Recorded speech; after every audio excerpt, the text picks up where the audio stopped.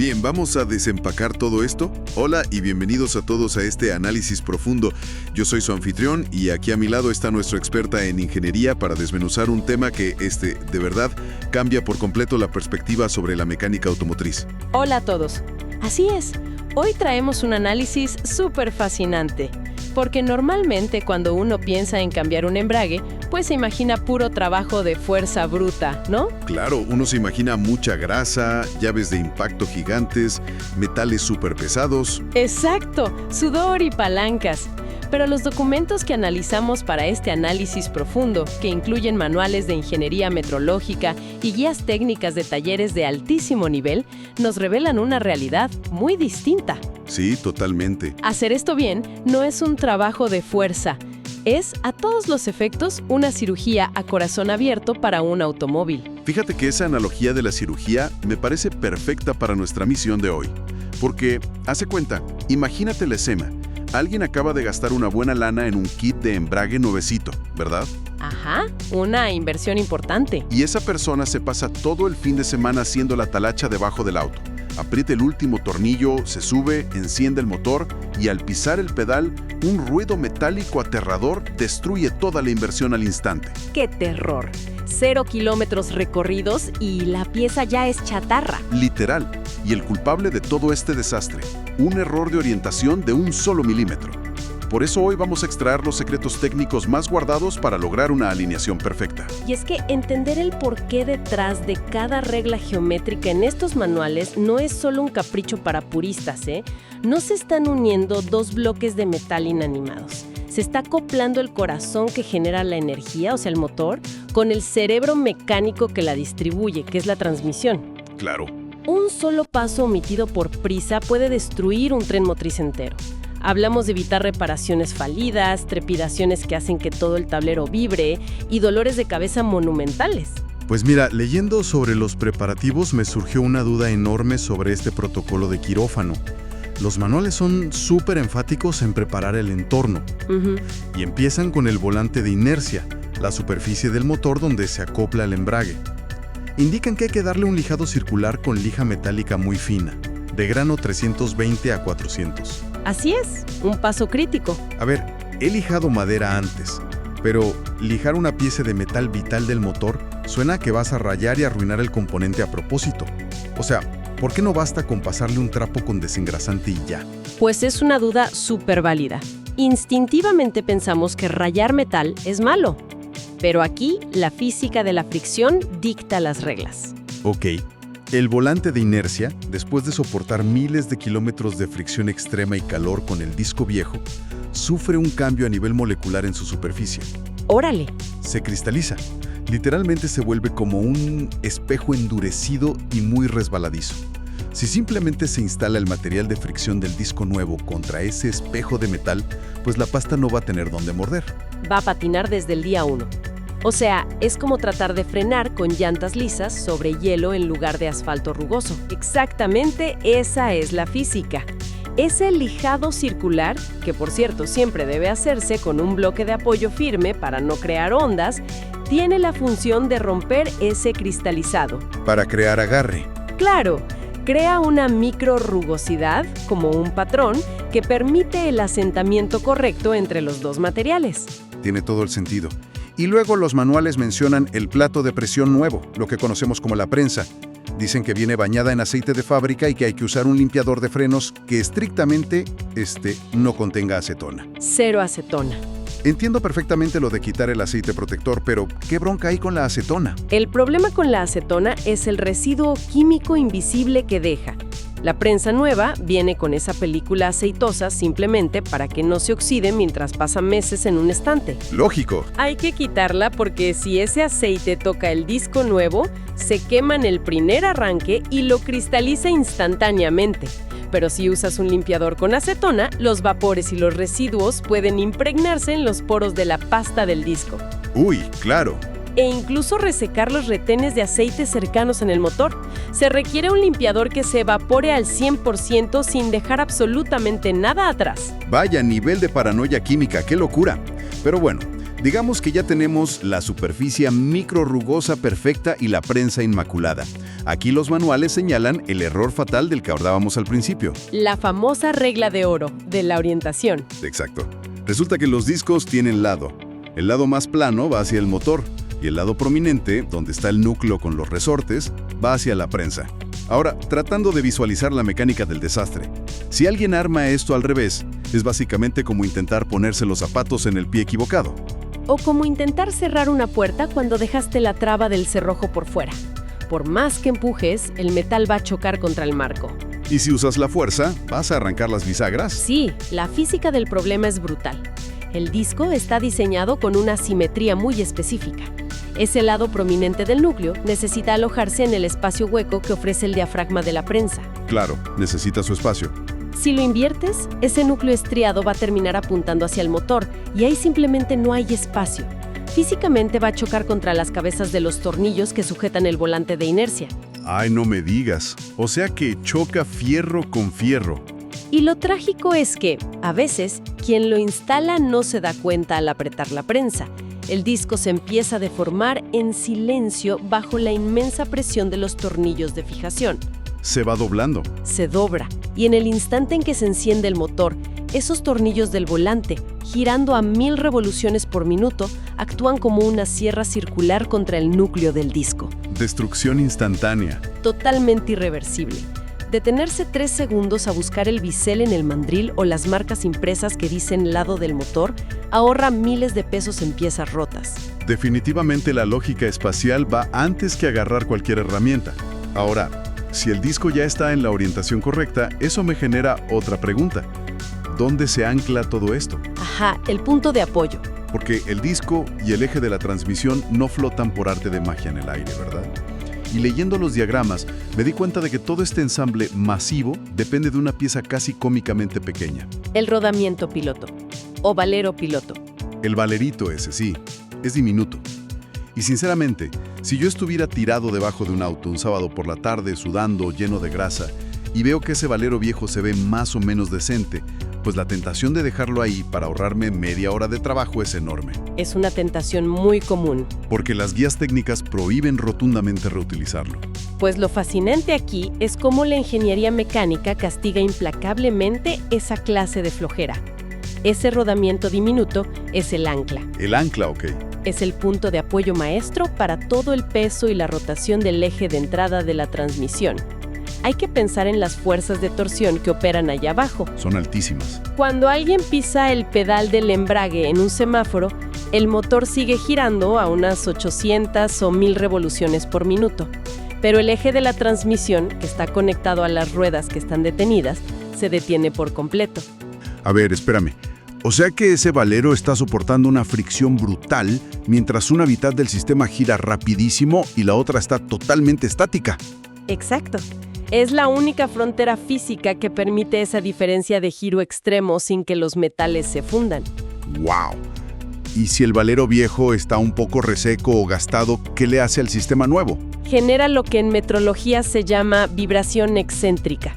Si el rodamiento viejo está ligeramente trabado, el eje de la transmisión ya no gira en un círculo perfecto.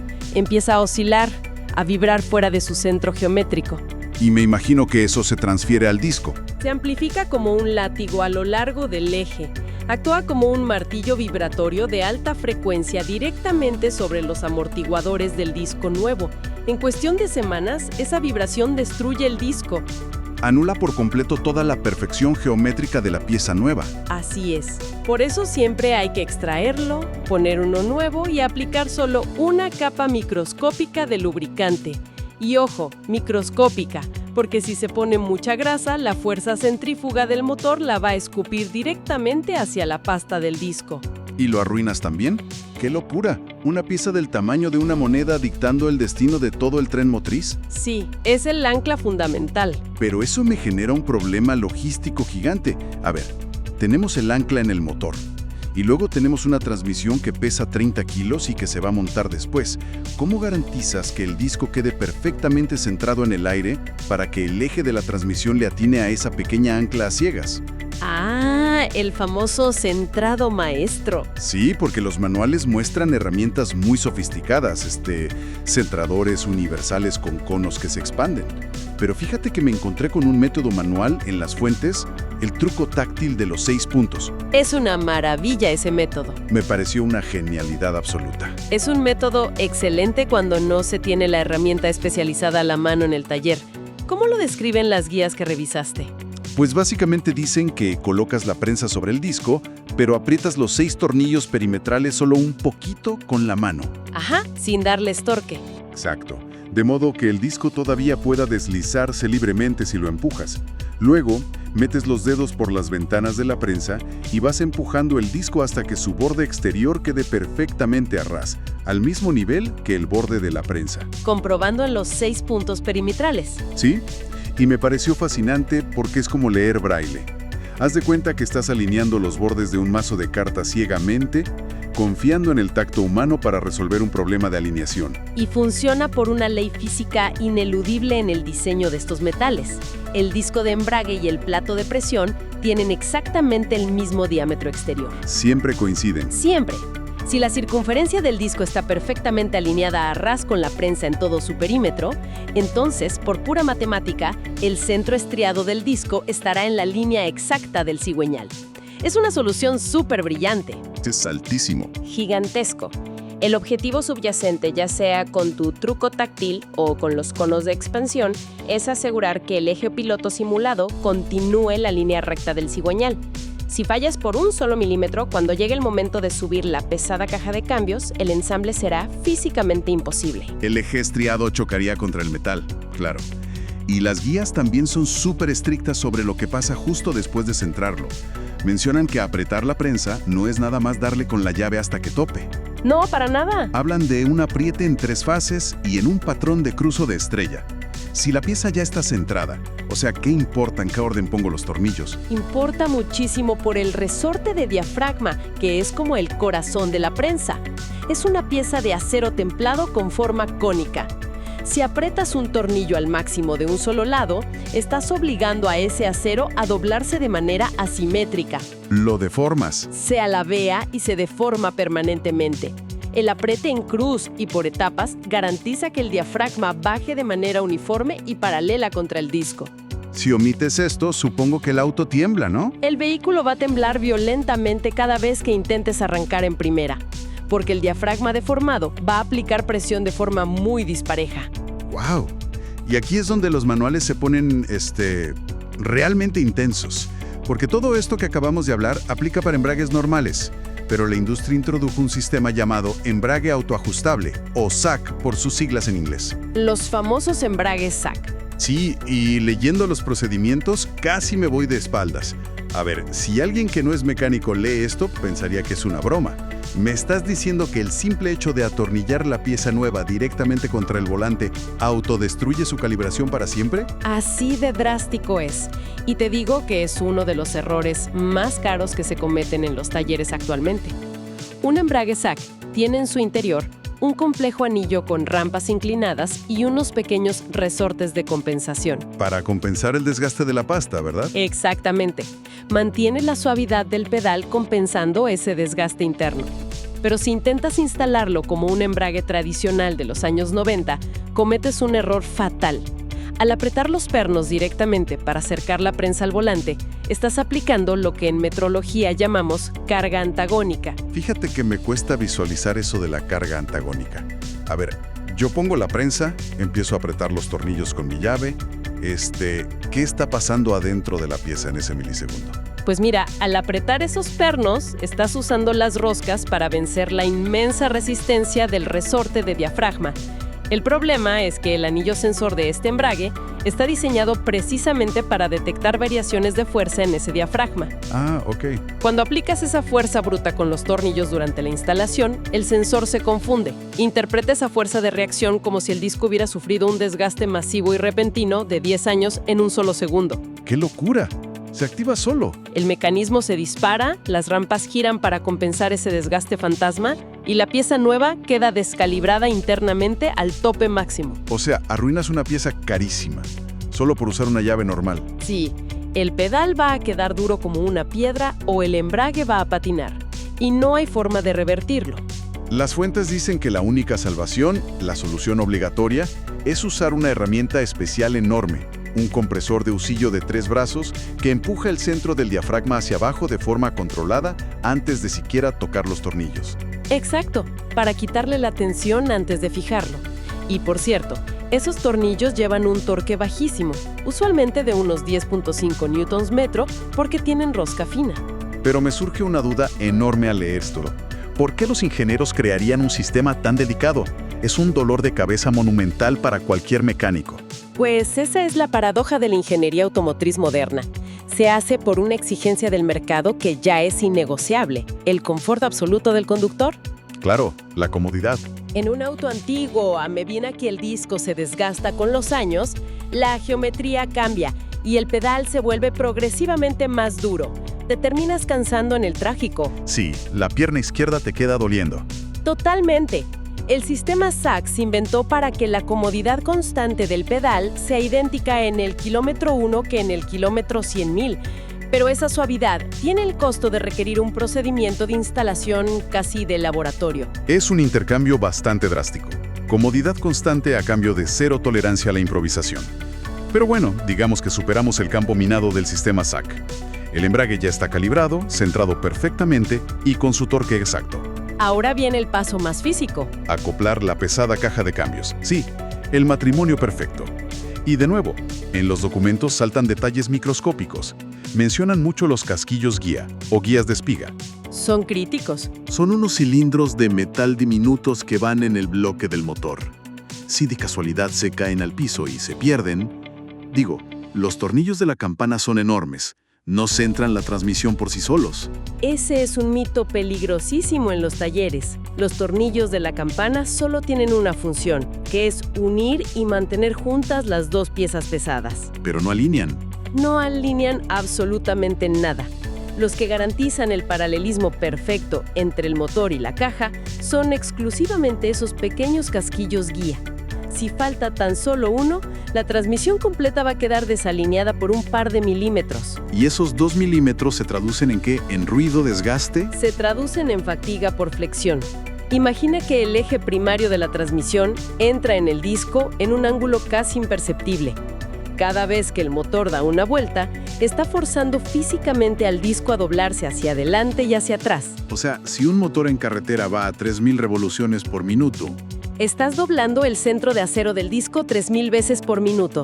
Esa fatiga cíclica hace que, en semanas, el centro estriado del disco simplemente se fracture por estrés. Se rompe en pedazos por perder un tubito de metal. Es escalofriante cómo todo está conectado. Y para lograr ese acoplamiento 100% paralelo sin dañar nada, las guías son clarísimas en que está prohibido levantar la transmisión a pulso. Hay que usar un gato hidráulico de transmisión. Definitivamente.